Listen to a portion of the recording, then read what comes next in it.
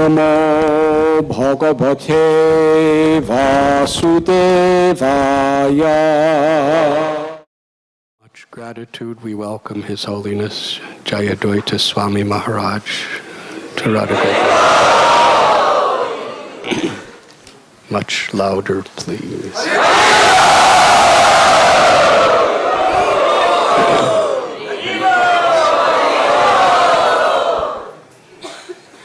Hare Krishna. Today we are reading from Srimad Bhagavatam, Canto 10, Chapter 4, entitled The Atrocities of King Kamsa, Text 21.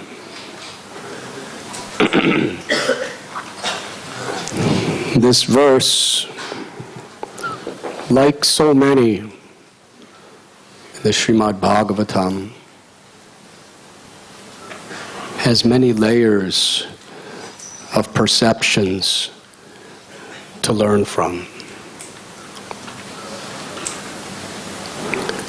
Srimad Bhagavatam is the literary incarnation of Krishna. When Krishna left this world, he descended in the form of the Srimad Bhagavatam to give light in the darkness of this age of Kali. And as in Krishna's Leela, he could perform so many purposes through any particular action or word. Similarly, the verses of Srimad Bhagavatam can enlighten, illuminate our hearts on so many different levels of truth if we are receptive to hear. Parikshit Maharaj, he was the example of how to hear Srimad Bhagavatam. Not for the purpose of getting some pious credits, not for the purpose of socially being seen as attending the class. He was coming to Shukadev Goswami with a sense of the deepest urgency. He was starving for this knowledge. We cannot digest food without hunger. And similarly, according to how we are very eager, according to how we see that this knowledge is essential to our life, we cannot really digest it and understand it. Parikshit Maharaj was cursed to die in 7 days. He was holding on to every single syllable of every word with the desire to learn, with the desire to connect to Krishna.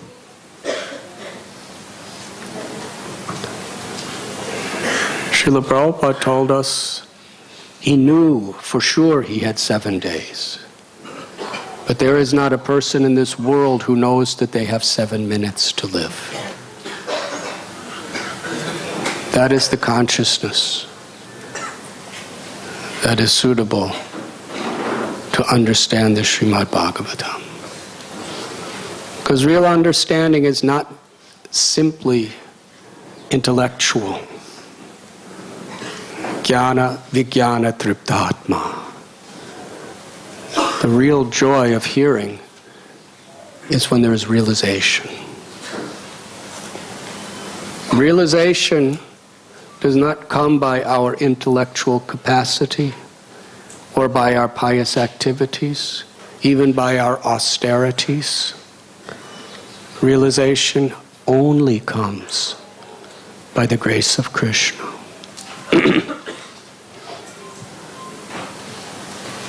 Shushusho Shradhanasya Vasudeva Katharuchi Syan Mahat Sevaya Viprapunja Tirthada Sevanat. In the Srimad Bhagavatam text itself, it tells us to actually get a real taste for hearing, one must have this attitude of sincerely serving great souls. Sarinvatam Sukata Krishna Punja Sravana Kirtana. When Krishna sees that we actually have adopted this type of eagerness to hear, then by His grace, He reveals the truths of the Srimad Bhagavatam and cleanses our hearts and actually gives us realization. Realization is a gift of Krishna, attained through our sincerity. Srila Prabhupada writes that pure devotional service is very rare. Why? Because pure devotional service is so powerful that Krishna becomes subordinate to that pure devotion of his devotee. So he does not give it easy. But then Srila Prabhupada explains, for one who is sincere, serious, and is without ulterior motives, Krishna easily gives pure devotional service. This is important. Pure devotional service cannot be gotten. It can only be given by Krishna. Samsiddhir haritoshanam, when Krishna is pleased with us. Srila Prabhupada in his purports has taken the essence of the realizations of all the great acharyas in history, of the various Vaishnava sampradayas, along with his own ecstatic love, and has given us the Bhaktivedanta purports accordingly.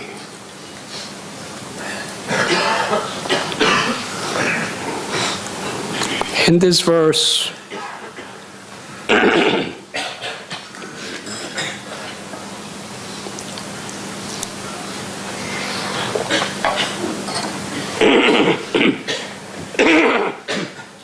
we find an extraordinary setting. Kamsa has imprisoned his own sister and brother-in-law, putting him in shackles out of fear of his own life, because he heard the voice that the 8th son would kill him.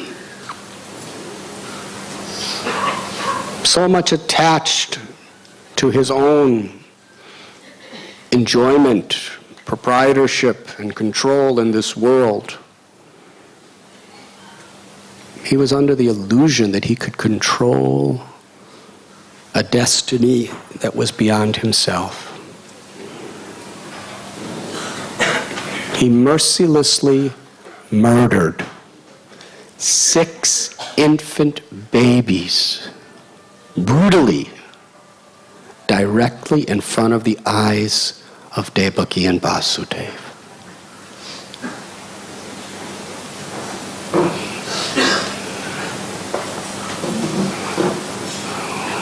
We know when a loving and caring mother and father carry a child, the mother carries the child in the womb for so many months, when the baby is actually born, the mother is thrilled to see this infant child. And naturally, emotionally, biologically, there's just intense affection for that child. The first glance at the child that has been given to you Can you imagine 6 consecutive times at the moment of birth, your own brother coming and viciously smashing that child against a rock in front of your own eyes? Kamsa was not thinking about Devaki's feelings, the baby's feelings. He was not even thinking of his own karma. He was only thinking about his own egoistic desire to control and enjoy this world. Absolutely blind. This is the nature of material desires. It can infatuate us and blind us so we totally blinded from our own self-interest. After keeping them in a prison, chained for so many years, and killing their children,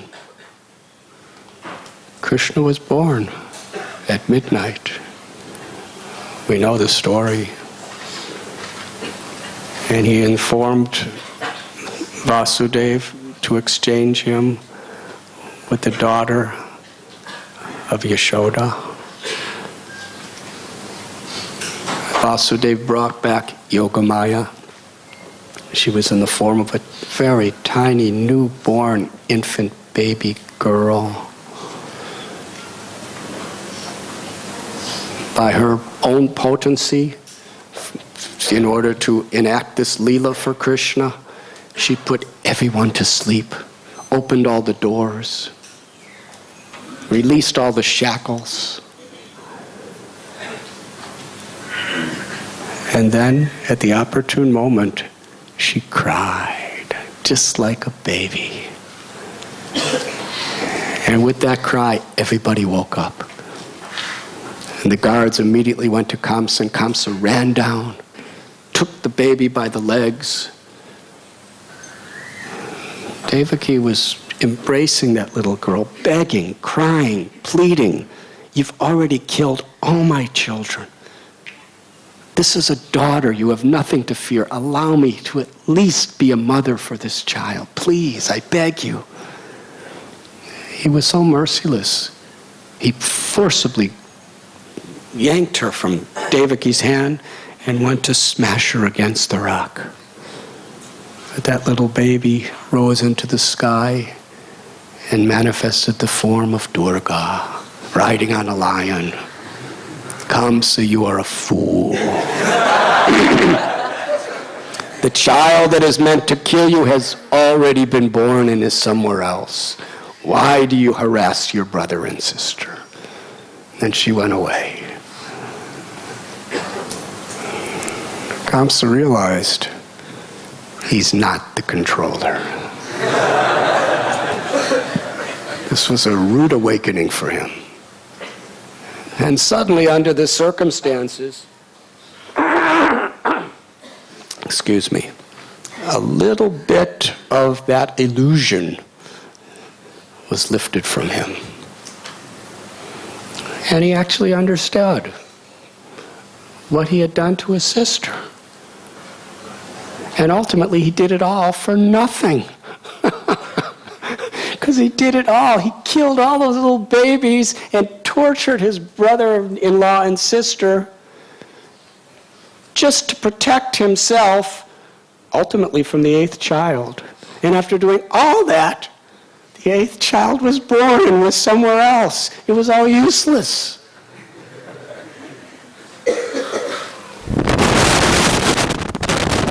He was humbled a little.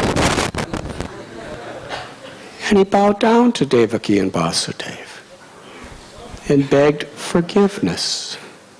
Kind of. This is how he's begging forgiveness in this particular verse.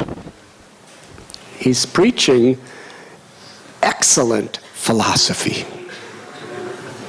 What he's saying is Vedic philosophy, the laws of karma. Interestingly, some of the greatest asuras were also the greatest philosophers. from an intellectual perspective, there's a whole chapter in Srimad Bhagavatam practically of Hiranyakashipu speaking super excellent, precise philosophy to his relatives after Hiranyaksha was killed. He was a yogi, he was a philosopher, but unfortunately, he had miserably bad character. And Ravana was also a pundit. He performed tremendous austerities. He was Brahman. He really had philosophy intellectually, but he had miserable character.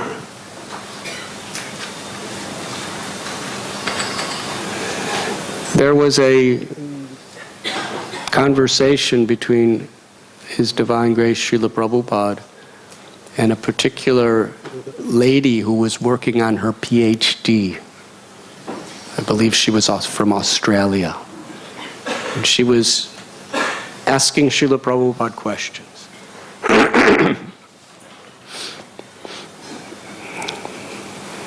She was asking Srila Prabhupada about how it was that Indian gurus were coming to America, and what was the effect on the American and European culture. And Srila Prabhupada asked, "What culture are you talking about?" The cow is your mother, she's giving you milk, and then you kill the cow and drink her milk, drink her blood and eat her flesh. What is that? What kind of culture is that? And, she said, well, we're not of your religion. And Srila Prabhupada said, in the Bible it says, thou shalt not kill. Why are you killing? And it went back and forth. And finally, she said, she saw she wasn't really getting what she wanted as far as her thesis. So she said to Srila Prabhupada, let us discuss your philosophy.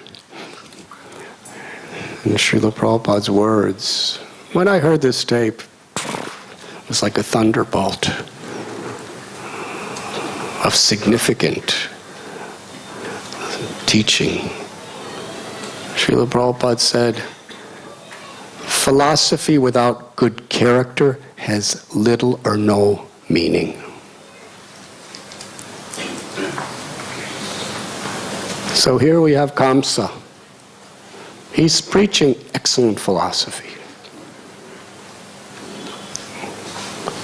So first we'll discuss briefly the philosophy he's saying, and then we'll discuss the character of the philosopher that's saying it. And then, if we have time, we'll discuss the reality of what's actually happening here. So the philosophy is that there are laws of nature. Just like the law of gravity. What goes up must come down. It doesn't matter whether you believe it or not. I can proudly write hundreds of books based on lifetime of scientific research to prove the thesis that what goes up does not come down.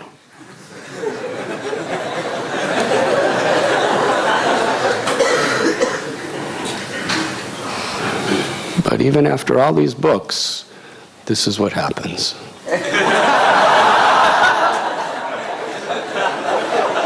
It simply doesn't matter what I believe. Laws are laws. The law of gravity is a law of nature. And there are more subtle laws of nature called karma. That for every action there's an equal corresponding reaction. In the Bible, as ye sow, so shall ye reap. What goes around comes around. This is a law. It doesn't matter what we believe. Srila Prabhupada said, whether you believe fire burns or not, when you put your hand in fire, it will burn. Whether you understand it or not. Whether the chief fire marshal puts his hand in fire or a newborn baby puts his hand in fire, it's going to have the same effect. Because that's the law of nature. The lower species of life are living out their karma. They do not produce karma because they do not have the development of free will. But the human being has been blessed with free will. Oftentimes the soul must evolve through 8,400,000 species to reach the human birth, which is the crescendo of creation, because we are given this free will to choose.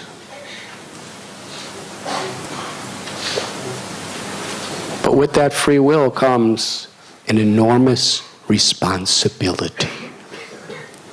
We are answerable to our every action and our every word. You can't get away with anything. The laws of the state, if you're clever enough, or you have enough money, or you know the right people, you can get away with crimes. But the laws of nature, there's no escape. Paramatma, the Lord within the heart, sees every action, hears every word. And the devatas, who are responsible for how this material creation is existing, they have their network where they know everything. And Maya Devi herself is all-powerful. She's the expansion of Krishna. Therefore, we cannot get away with anything. Both our spiritual advancement as well as our material karmic situation is dependent upon what Krishna sees.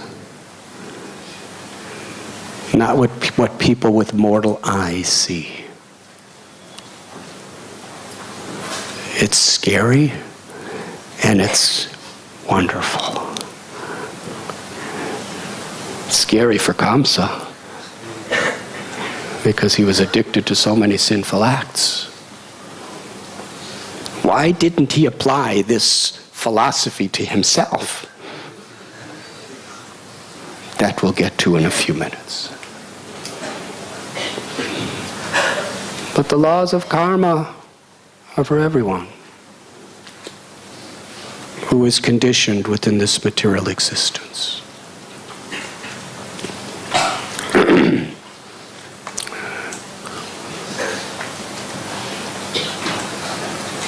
Srila Prabhupada told our Peter Burwash, in every lecture he gives to devotees, he always repeats this as foundational to what he says. Where he actually gave a donation, and then the person he gave the donation to ran away with all the money and didn't use it for its purpose. And he complained to Prabhupada in a nice way. And Prabhupada said, do not blame the instrument of your own karma. This is the way a devotee sees things. Tatenu kampam susamikshemano bunjana evatmikritam vibhagam. that whatever comes upon us, instead of blaming other people, we understand this is my destiny. Due to what I have done in the past, this is just coming back to me. And this consciousness frees us from making excuses to perpetuate and aggravate our karmic situation. Because you see, whatever may come to us now is due to our past. We really don't have much choice what's going to happen to us. But we do have a choice how we're going to respond to it. We could respond by blaming something or someone for what's happening and retaliate. And then just aggravate and perpetuate the cycle of karma we're in and make things worse.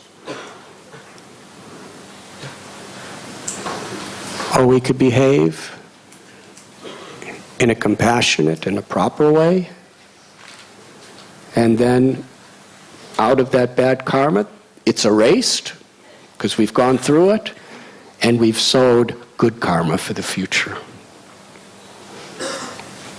Or we could surrender to Krishna. Tatenu kampam susamikshibano punjana evatmakritam vibhagam. This verse that Brahma speaks here in Srimad Bhagavatam. That when suffering comes upon a devotee with folded hands and a grateful heart offers obeisances to Krishna. I know whatever's happening is only a small token of what I deserve.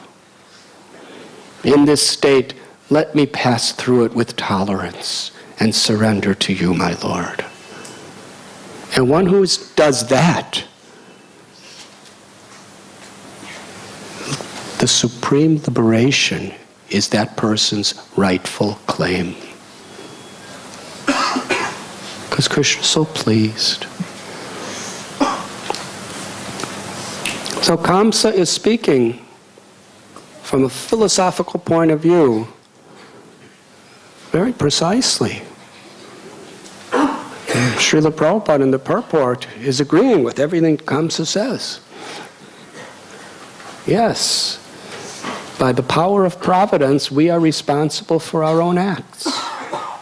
And therefore, these children who died from Kamsa, Kamsa was the instrument. He was the agent. And Devaki and Vasudeva, he was the agent to make them suffer by seeing their children die.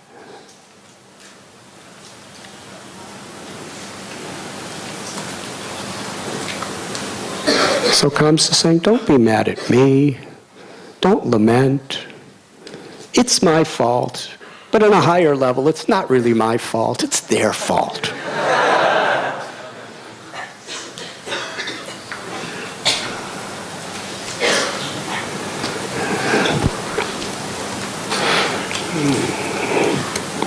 Now we'll speak on the subject of Srila Prabhupada saying that philosophy has little or no meaning without good character. Because that is the purpose of philosophy, is to transform one's life.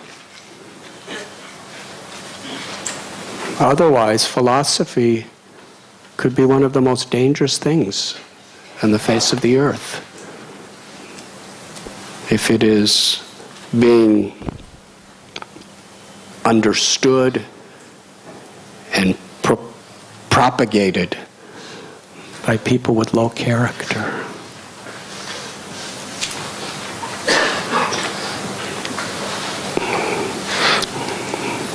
Because according to the laws of karma,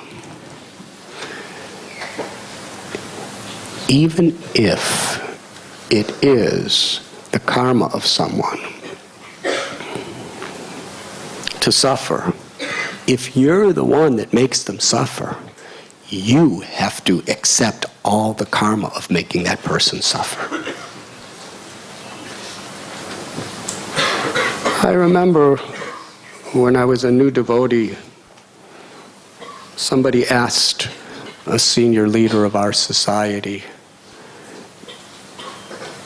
is it that, all this cow slaughter in the West, is it the karma of these cows to be slaughtered? And if it is, what's the use of protecting cows? Because they're going to die anyway. And I remember that devotee, he quoted Srila Prabhupada.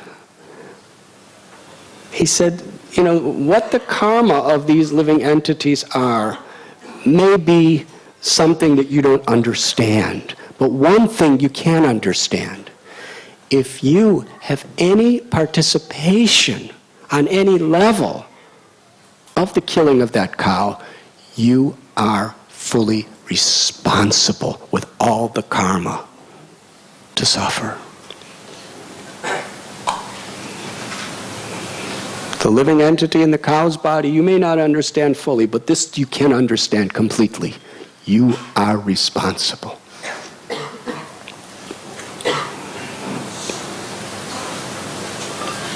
Whether a person deserves to suffer or not, if you're the one inflicting on it, you may be an instrument in one sense, but you have the choice whether you're going to be that instrument. And if you do, then there's going to be instruments coming after you.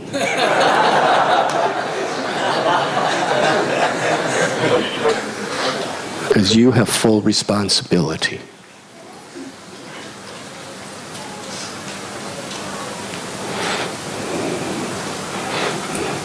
And this is, in many ways, what turns people away from religion or spiritual life. Hypocrisy. Kali Yuga is the age of quarrel and hypocrisy. Hiranyakashipu was Satya Yuga. Kamsa was Dwapara Yuga. Ravana was Treta Yuga. They were all philosophers. And probably better intellectual philosophers than anyone today. Kamsa had all those heads, and they were all filled with philosophy.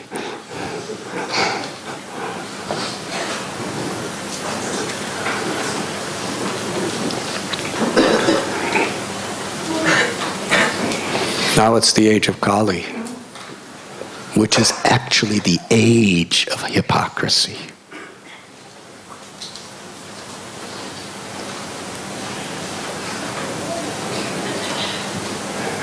So many people in the West were brought up in homes with religions,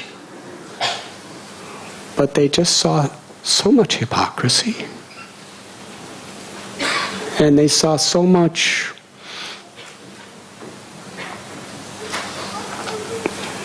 complacency in actually applying the teachings of their religion in daily life.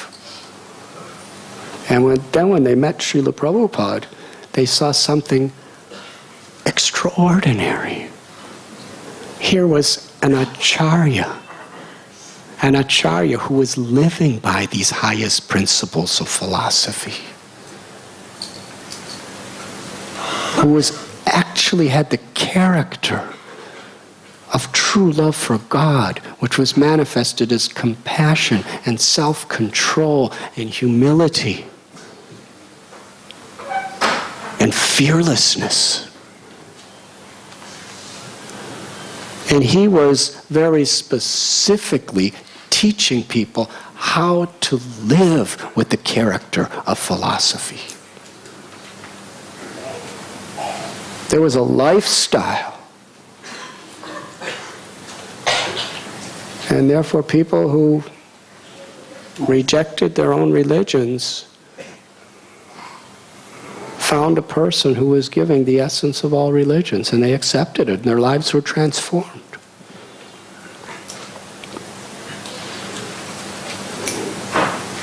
It's most important.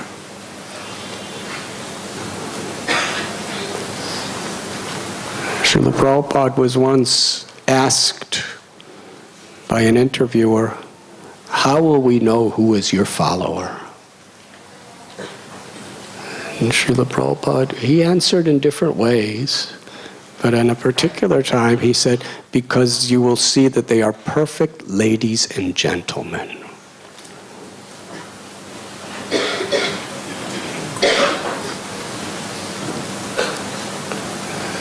The name of a great devotee is Narottam, which means the ultimate perfect human being. Srimad Bhagavatam explains that from the mode of goodness, one can transcend to the spiritual state of life. Srila Prabhupada tells that there are 18 Puranas, 6 for those in the mode of ignorance, to raise them to the mode of passion, 6 for those in the mode of passion to raise them to the mode of goodness, and 6 in the mode of goodness to raise them to the transcendental plane.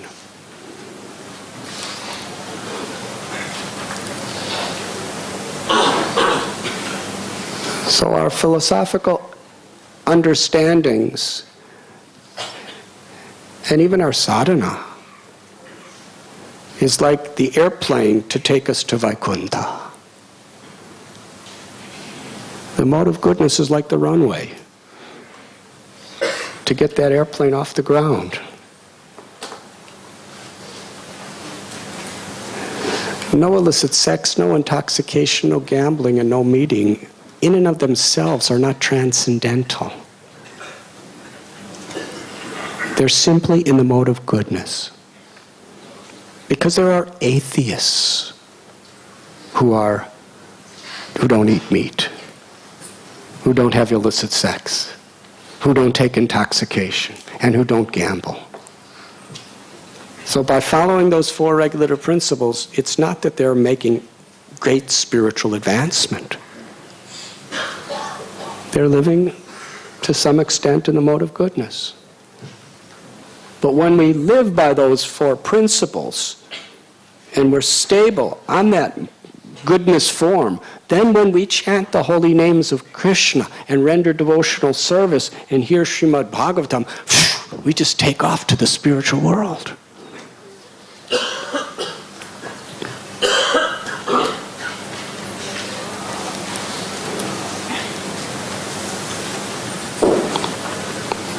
We have seen on so many occasions when people mistreat others and then philosophically rationalize it to the others, to themselves, and to the world, that they didn't do anything wrong. It's all karma.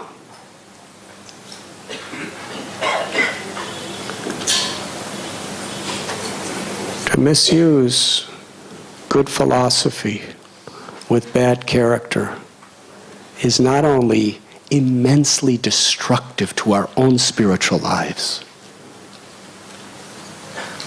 but it's one of the greatest challenges to the faith of a society.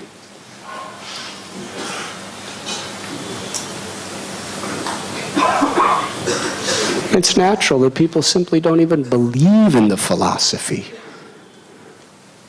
when they see it doesn't change a person's character.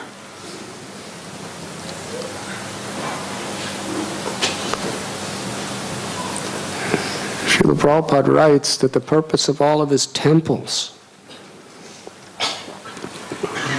was to bring people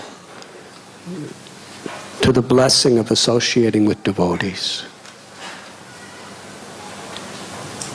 It means to see that we live by our philosophy. Then people not only believe and have faith in the philosophy, but they're induced to practice it because they see its result.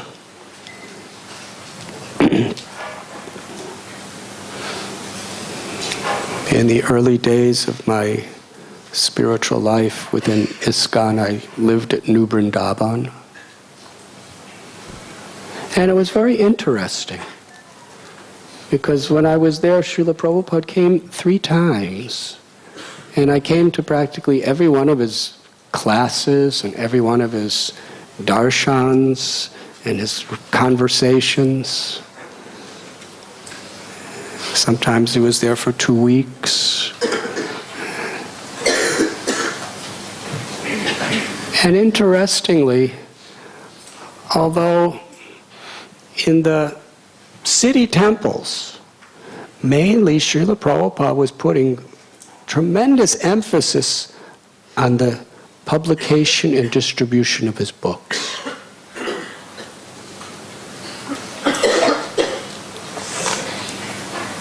We have seen so many letters, we've heard so many tapes, we've seen so many quotes. Srila Prabhupada told us that he personally put his own spiritual ecstasies in his purports. While everyone else was sleeping, he would be up for hours. 3-4 hours every night, translating and giving the world his purports. He put so much of his life into those books, and he was speaking to you and me and to everyone.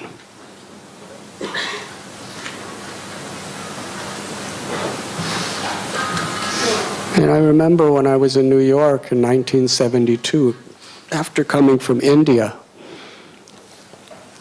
Srila Prabhupada was emphasizing to those devotees how important it was to distribute his books. But then he said, but they are not only to be distributed, they are to be read.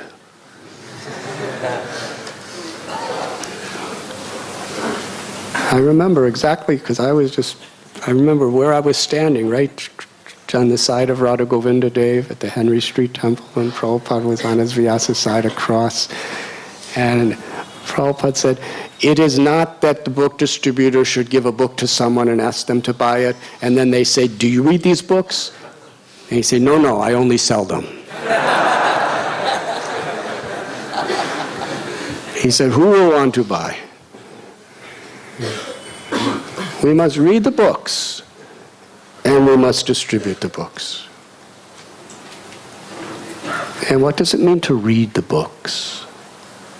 Srila Prabhupada wasn't talking about reading the books as a scholarly exercise.